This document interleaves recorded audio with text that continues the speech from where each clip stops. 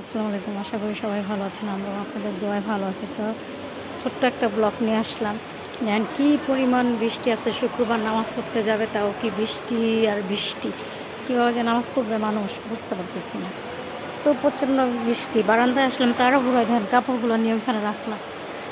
আরও কটা আছে। আর এটা কি গাছ যে নামছে, গাছটা ভিতরে নিতে হবে। এই গাছটার নাম জানি না আমি, আপনারা জানলে কমেন্ট করেন।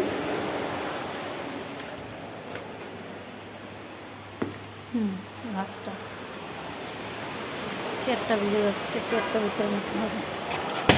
কী পরিমাণ বৃষ্টি যে আসছে, মানুষ নামাজ পড়বে কীভাবে। একটা আঙ্কেল আর একটা আপু দাঁড়ায় আসছে, এত পরিমাণ বৃষ্টি। একদিক দিয়ে ভালো কাজ হয়েছে, গাছের ময়লা যত আছে সব পরিষ্কার হয়ে যাইব। গাছগুলো সবুজ সবুজ হয়ে গেছে। বৃষ্টি বৃষ্টি বৃষ্টির কোনো ইয়া নেই। এই এই কয়টা দিন খালি বৃষ্টি, নিজের শব্দ ঝমঝমায়া ঝমঝমায়া পড়তেছে। ওই যে নামাজ পড়তে ছেলেগুলো বের হয়েছে এবং নিচে পায়ে দাঁড়িয়ে রয়েছে। প্রচণ্ড বৃষ্টি, প্রচণ্ড বৃষ্টি, বৃষ্টির কোনো শেষ নেই। তাও ভিজা ভিজা যাইতেছে মানুষ, পাহাড়ে ময়লার গাড়ি ভিজে ভিজে যাইতেছে। তাই ভাবলাম আপনাদের সাথে একটু শেয়ার করি।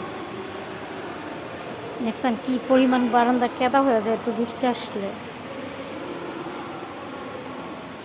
কিছু করার নাই বৃষ্টি আসলে।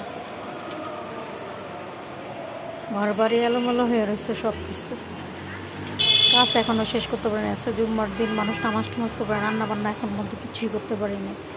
ওলাপেন নাস্তা আসতে বয়ে বয়ে, কাপড় কোথায় মেলবো বলতে পারতেছি না।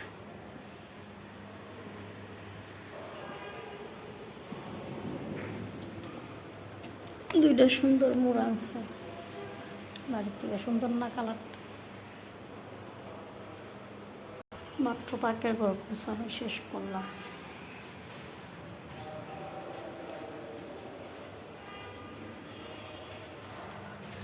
মালটাগুলো অনেক সুন্দর, দুইটা কচিটা।